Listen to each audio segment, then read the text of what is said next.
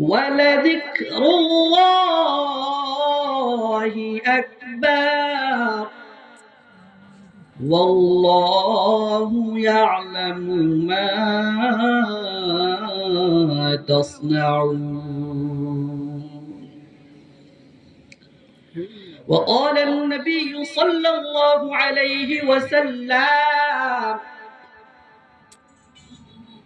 أول ما يحاسب به العبد يوم القيامة الصلاة أو كما قال النبي صلى الله عليه وسلم. سبحانك لا علم لنا إلا ما علمتنا إنك أنت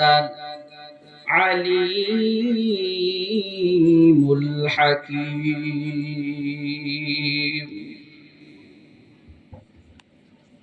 আলহামদুলিল্লাহ। মাদ্রাসা নূরে মদিনা দারিয়াপুর ও যুব সমাজের উদ্যোগে প্রথম বার্ষিক ইসলামী মহাসম্মেলনের দ্বিতীয় অধিবেশন চলতেছে। তো আজকের এই সম্মেলনের সম্মানিত সভাপতি সাহেব, প্রধান অতিথি ও বিশেষ অতিথি সাহেব, আমার সামনে উপবিষ্ট আমার এলাকার চাচা, দাদা, ভাই, বেড়াদার এবং মাইক যতদূর যাচ্ছে ততদূর পর্যন্ত পর্দার আড়ালে মা ও বোনেরা,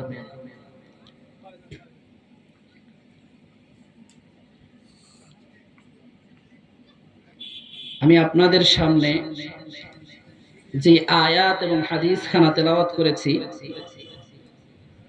সেই আলোকে অল্প কয়েকটা কথা বলার চেষ্টা করব।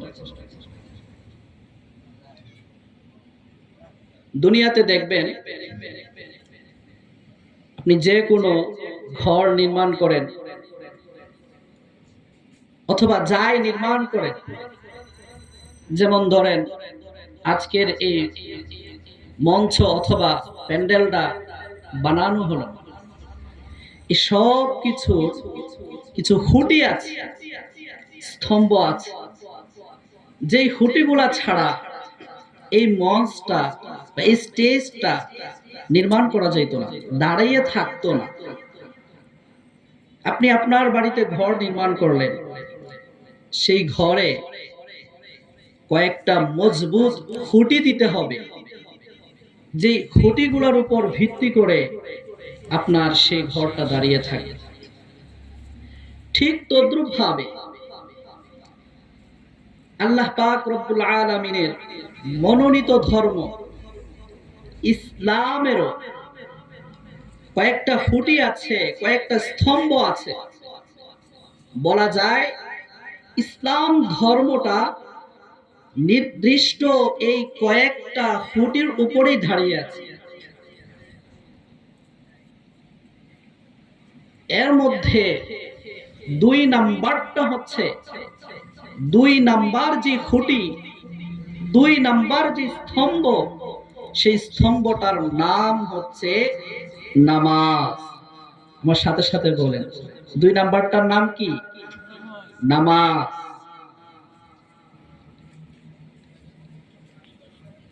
তাইলে বোঝা গেল এই নামাজ এটা হচ্ছে দ্বীনে ইসলামের অন্যতম একটা স্তম্ভ।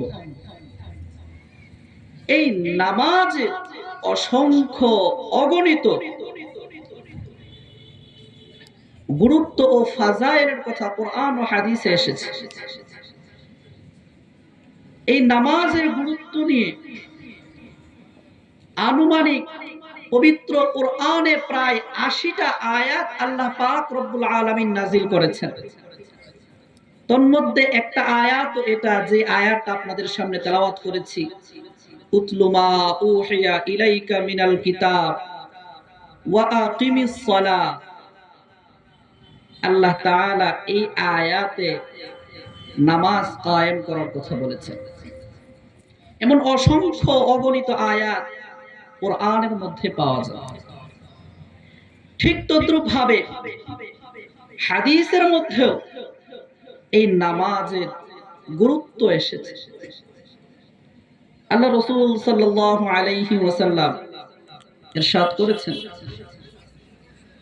বুনিয়াল ইসলামু আলা খামসিন শাহাদাতি আল্লা ইলাহা ইল্লাল্লাহ ওয়া ইকামিস সালাতি ওয়া ইতাইজ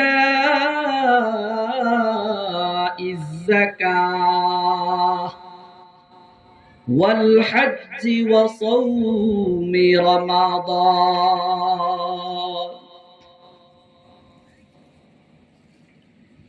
এই হাদিসের মধ্যে আল্লাহ রাসূল সাল্লাল্লাহু আলাইহি ওয়াসাল্লাম ইরশাদ করেছেন, দ্বীনে ইসলামের ভিত্তি হচ্ছে পাঁচটা জিনিসের উপরে এই দ্বীনে ইসলাম দাঁড়িয়ে আছে। এক নাম্বার, শাহাদাতি আল্লাহ ইলাহা ইল্লাল্লাহ, আল্লাহ ছাড়া কোনো মাবুদ নাই, এই কথাটার সাক্ষী দেওয়া। আর এর নামই হচ্ছে ঈমান। তাহলে দ্বীনে ইসলামের এক নাম্বার খুঁটি হচ্ছে ঈমান। দুই নাম্বার খুঁটি ওয়া ইকামিস সালাহ, দুই নাম্বার খুঁটি হচ্ছে নামাজ কায়েম করা। তিন নাম্বার খুঁটি হচ্ছে ওয়া ইতাইজ যাকাত, আল্লাহ তাআলা যাদেরকে সামর্থ্য দিয়েছেন তারা যাকাত আদায় করা। চার নাম্বার ওয়াল হজ্জি, হজ করা। পাঁচ নাম্বার সাওমি রমাদান। তাহলে দ্বীনে ইসলামের খুঁটি হলো কয়টা বলেন? দ্বীনে ইসলামের খুঁটি হলো পাঁচটা। এক নাম্বার ঈমান, দুই নাম্বার নামাজ, তিন নাম্বার রোজা, চার নাম্বার হজ, পাঁচ নাম্বার যাকাত। আমরা এই হাদিসের আলোকে পাইলাম নামাজ হচ্ছে দ্বীনে ইসলামের দুই নাম্বার স্তম্ভ। আর এক হাদিসের মধ্যে আল্লাহ রাসূল সাল্লাল্লাহু আলাইহি ওয়াসাল্লাম ইরশাদ করেন, আউয়ালু মা ইউহাসাবু বিহিল আবদু ইয়াউমাল কিয়ামাতিস সালাহ, কিয়ামতের ময়দানে সর্বপ্রথম ইবাদতের মধ্যে হিসাব হবে নামাজ। আপনি দুনিয়াতে কয় ওয়াক্ত নামাজ আদায় করলেন? আপনি দুনিয়াতে থাকা অবস্থায় কয় ওয়াক্ত নামাজ ছাড়লেন? আপনি সপ্তাহে কয় ওয়াক্ত নামাজ পড়লেন? আপনি দিনে কয় ওয়াক্ত নামাজ ছাড়লেন? সবগুলোর হিসাব কিয়ামতের ময়দানে সর্বপ্রথম আপনার থেকে নেওয়া হবে। কিয়ামতের ময়দানে এই নামাজের হিসাব দেওয়া ছাড়া আপনি এক পাও আগাইতে পারবেন না। তাহলে সর্বপ্রথম এই নামাজের হিসাবই হবে কিয়ামতের ময়দানে। কিয়ামতের ময়দানে যেই জিনিসের হিসাব সর্বপ্রথম হবে সেই জিনিসের গুরুত্ব কম না বেশি?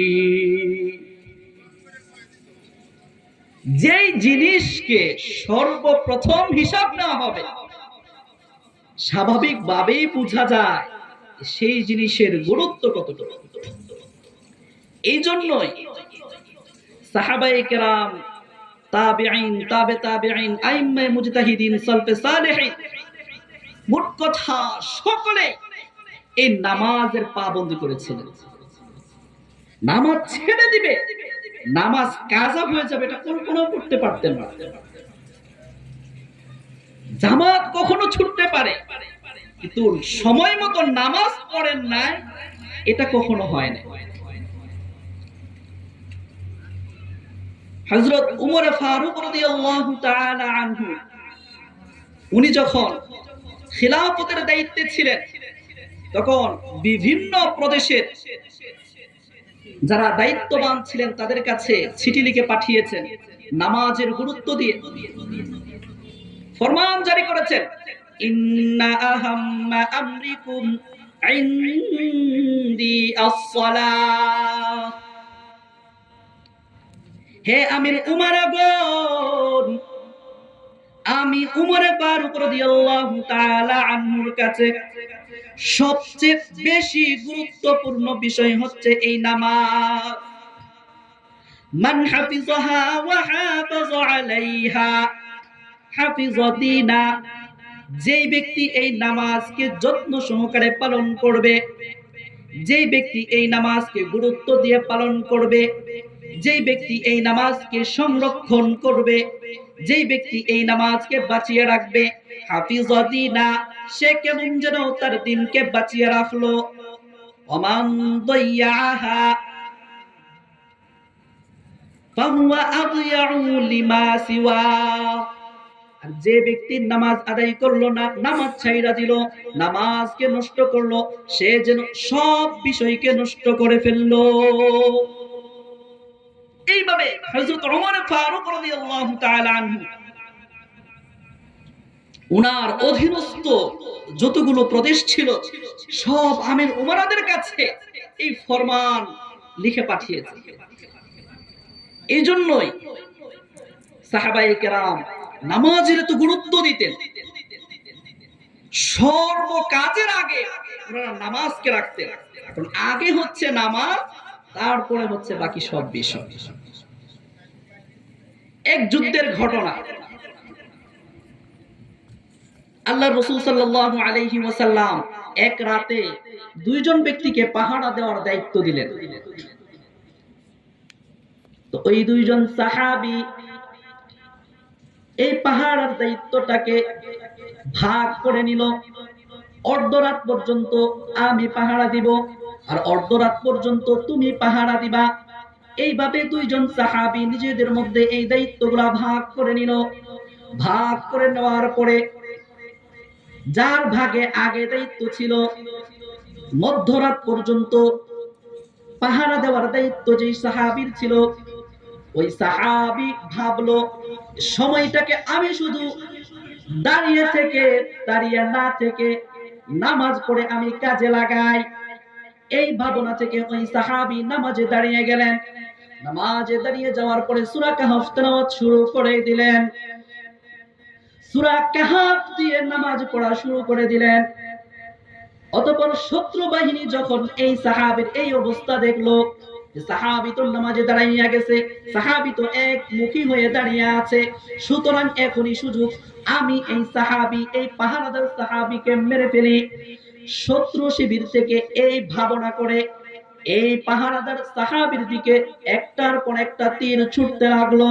একটার পর একটা তীর ছুটতে ছুটতে অসংখ্য অগণিত তীর ওই সাহাবীর গায়ে আইসা লাগতে লাগলো। তারপর ওই সাহাবী নামাজ ছাড়ে না। একটার পর একটা তীর আসতে আসতে অবস্থা যখন বেগতিক হয়ে যায়, যখন অবস্থা খুব খারাপের দিকে চলে যায়, তখন ওই সাহাবীর ভিতরে একটা কথা জাগ্রত হয়ে গেল যে আল্লাহ রাসূল সাল্লাল্লাহু আলাইহি ওয়াসাল্লাম আমাকে যে উদ্দেশ্য নিয়ে এখানে দায়িত্বটা দিয়েছেন, এখন আমি যদি এই তীরের আঘাতে এখানেই শহীদ হয়ে যাই, তাহলে তো আমার অপর সাহাবী জাগ্রত হইতে পারবে না, আমার অপর সাহাবী তো জানতেও পারবে না যে আমি এইখানে শহীদ হয়ে গেছি। তখন তো এই জায়গাটা খালি পড়ে থাকবে, এবং আল্লাহর রাসূল সাল্লাল্লাহু আলাইহি ওয়াসাল্লাম যেই উদ্দেশ্যে এখানে পাহারার দায়িত্ব দিয়েছিলেন, আল্লাহর রাসূল সাল্লাল্লাহু আলাইহি ওয়াসাল্লামের সেই দায়িত্ব বাস্তবায়ন হবে না। এই কথা চিন্তা করে উনি তখন দ্রুত নামাজ শেষ করে ওই সাহাবীকে ডাকতে গেলেন। ওই সাহাবী তখন তার পাশের সাহাবীর এই অবস্থা দেখলো, দেখার পরে বলল, তুমি কেন আমাকে আগে জাগ্রত করো নাই? যখন তোমার গায়ে একটা তীর লেগেছে তখন তুমি কেন আমাকে জাগ্রত করো নাই? তুমি কেন অসংখ্য অগণিত তীর তোমার নিজের শরীরের মধ্যে বিদ্ধ করেছো? এগুলো কেন তুমি সহ্য করেছো? তখন ওই সাহাবী যে উত্তরটা দিয়েছিল, আল্লাহু আকবার, ওই সাহাবী তখন বলল, হে আমার সাথী ভাই, আল্লাহর রাসূল সাল্লাল্লাহু আলাইহি ওয়াসাল্লাম আমাকে পাহারার দায়িত্ব দিলেন। আমি তখন চিন্তা করলাম এই সময়টা আমি অযথা নষ্ট না করে আল্লাহ পাক রব্বুল আলামিনের সামনে দাঁড়াইয়া যাই, নামাজে দাঁড়াইয়া যাই। তখন আমি নামাজ পড়া শুরু করে দিলাম। নামাজের মধ্যে আমি সূরা কাহাফ পড়া শুরু করে দিলাম। সূরা কাহাফ শুরু করার পরে একটার পর একটা তীর আমার গায়ে আইসা লাগতে লাগলো, একটার পর একটা তীর আইসা লাগতে লাগলো। এত তীরের আঘাতে আমার একটা বারও মনে হয় নাই আমি নামাজটা ছেড়ে দেই। আমি যে সূরা কাহাফটাতে নামাজ পড়তেছিলাম, এই সূরা কাহাফটা শেষ না করা পর্যন্ত আমি নামাজ শেষ করতে চাই না। সূরা কাহাফ শেষ না হওয়া পর্যন্ত আমি সাহাবী নামাজ শেষ করতে চাই নাই। আর আমরাও নামাজ পড়ি। আমরা নামাজে দাঁড়াইলে কোন দিক দিয়ে মশাটা যায় সেই খবরটাও আমরা রাখি। আমরা নামাজে দাঁড়াইলে কোন দিক দিয়ে মাছিটা যায় সেই খবরও আমরা রাখি। আমরা দাঁড়াইলে সেই দূরে কোন আওয়াজটা হয় সেই খবরটাও আমরা রাখি। আমরা দাঁড়াইলে আমার দোকানের সমস্ত হিসাব নিকাশ আমার জেহেনে চলে আসে। আমরা নামাজে দাঁড়াইলে রাস্তাঘাট দিয়ে কয়টা অটো রিকশা যায় সেই হিসাবটাও আমরা করি। আর সাহাবায়ে কেরাম রাদিয়াল্লাহু তাআলা আনহুম আজমাইন একটার পর একটা তীর আসতেছে, একটার পর একটা তীর আসতেছে, তবু আল্লাহর রাসূলের সাহাবী নামাজ ছাড়তে মন চায় না। কত গুরুত্ব দিতেন এই নামাজে, কারণ আল্লাহ রাসূল সাল্লাল্লাহু আলাইহি ওয়াসাল্লাম নামাজের গুরুত্ব দিয়েছেন। আল্লাহর রাসূলের মুখ থেকে শুনে সাহাবায়ে কেরাম নামাজের গুরুত্ব দেওয়া শুরু করে দিলেন। এইভাবে তাবেঈন তাবে তাবেঈনও নামাজের গুরুত্ব দিতেন প্রচুর। প্রখ্যাত সাহাবী, প্রখ্যাত তাবেঈ সাঈদ ইবনে মুসাইয়্যিব রাহমাতুল্লাহি আলাইহি সম্পর্কে বর্ণিত আছে যে মা নুদিয়া বিস সালাতি 40 সানা ইল্লা ওয়া সাঈদুন ফিল মসজিদ। 40 বছর পর্যন্ত, কথাগুলো মন দিয়ে শুনবেন, 40 বছর পর্যন্ত আযান হয়েছে আর সাঈদ ইবনে মুসাইয়্যিব মসজিদে উপস্থিত হয় নাই, এমন কখনো হয় নাই। সুবহানাল্লাহ বলেন। 40 বছর পর্যন্ত, 1 বছর 2 বছর না, 10 বছর 20 বছর না, বরং 40 বছর পর্যন্ত মাইকে অথবা মুয়াজ্জিনে আযান দিয়েছে আর সাঈদ ইবনে মুসাইয়্যিব মসজিদে উপস্থিত হয় না, এমন কখনো হয় না। তো উনারা নামাজকে কতটুকু গুরুত্ব দিতেন। এবার আসেন নামাজের কি ফজিলত। নামাজের অসংখ্য অগণিত ফজিলতের কথা কোরআন এবং হাদিসে এসেছে, সেগুলো বলার আমার সময় নেই, সেখান থেকে এক দুটো বলার চেষ্টা করব।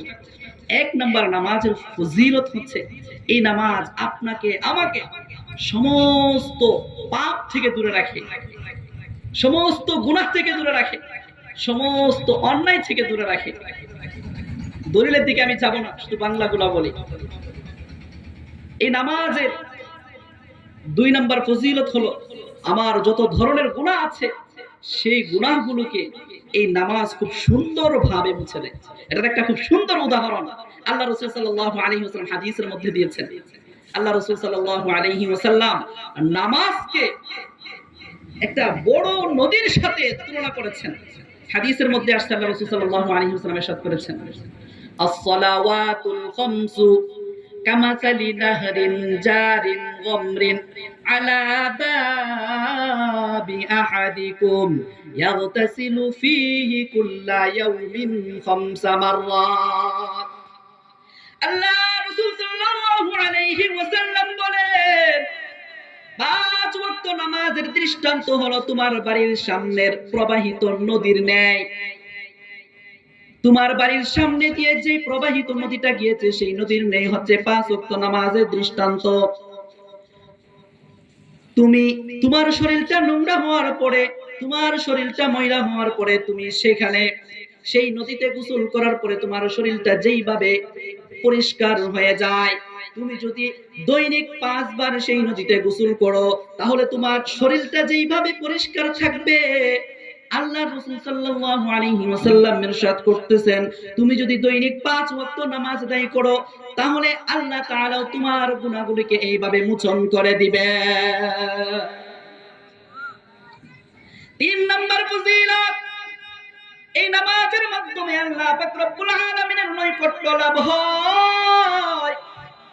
আল্লাহ রাসূল সাল্লাল্লাহু আলাইহি ওয়াসাল্লাম ইরশাদ করেন, আকরাবু মা ইয়াকুনুল আবদু মির রাব্বিহি ওয়া হুয়া সাজিদ।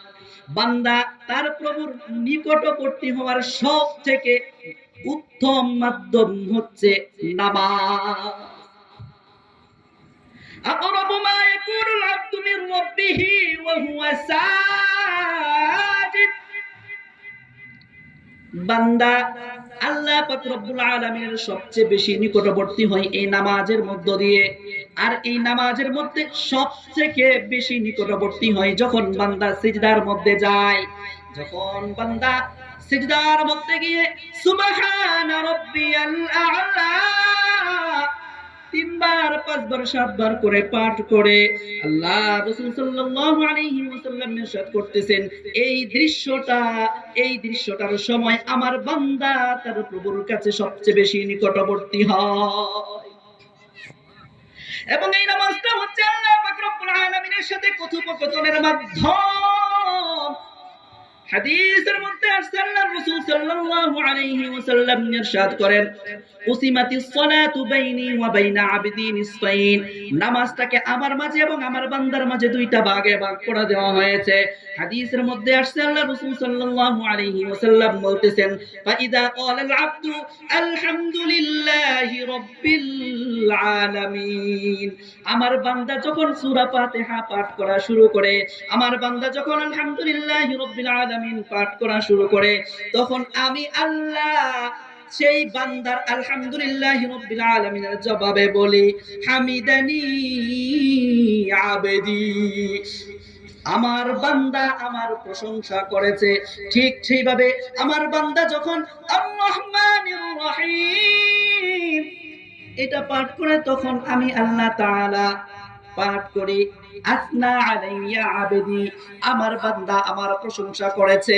ঠিক সেইভাবে আমার বান্দা যখন মালিকি ইয়াউমিদ্দিন পাঠ করে, তখন আমি আল্লাহ তাআলা সেই বান্দার জবাবে আমি বলি, মাজ্জাদানি আবেদি। এইভাবে আমার বান্দা যখন ইয়াকা না'বুদু ওয়া ইয়াকা নাস্তাঈন পাঠ করে, তখন আমি আল্লাহ তাআলা বলি, হাযা বাইনি ওয়া বাইনা আবদি, এটা হচ্ছে আমার এবং আমার বান্দার মধ্যেকার সম্পর্ক। ওয়ালি আবদি মা সাআলা, সুতরাং এই মুহূর্তে আমার বান্দা আমার কাছে যা চাইবে আমি সেই বান্দাকে তাই দিয়ে দিব। এইভাবে আমার বান্দা যখন পাঠ করে, ইহদিনাস সিরাতাল মুস্তাকিম সিরাতাল লাযীনা আন'আমতা আলাইহিম গায়রিল মাগদুবি আলাইহিম ওয়ালাদ-দাল্লিন, তখন আমি আল্লাহ তাআলা পাঠ করি, হাযা বাইনি ওয়া বাইনা আবদি ওয়া লিআবদি মা সাআলা। এইটা এই সম্পর্কটা হচ্ছে একমাত্র আমি আল্লাহ তাআলা এবং আমার বান্দার সম্পর্ক। এটা হচ্ছে একটা গোপন সম্পর্ক, এটা হচ্ছে বেস্ট ফ্রেন্ডের থেকেও আরো ক্লোজ সম্পর্ক। এই সম্পর্কটার দুনিয়াবি কোনো নাম নাই। এই সম্পর্কটা হচ্ছে আল্লাহ পাক রব্বুল আলামিনের কাছে খুবই গুরুত্বপূর্ণ। এই সময়ে আল্লাহ পাক রব্বুল আলামিনের কাছে যাই চাওয়া হয়, আল্লাহ পাক রব্বুল আলামিন তাই কবুল করে নেয়। সুতরাং সব কিছুর পরিবর্তে আমাদেরকে কিসের গুরুত্ব দিতে হবে? নামাজ। আজকে আমার আলোচনার সবক কি বলেন? নামাজকে গুরুত্ব দিতে হবে। আমি কাজে থাকি, আগে নামাজ।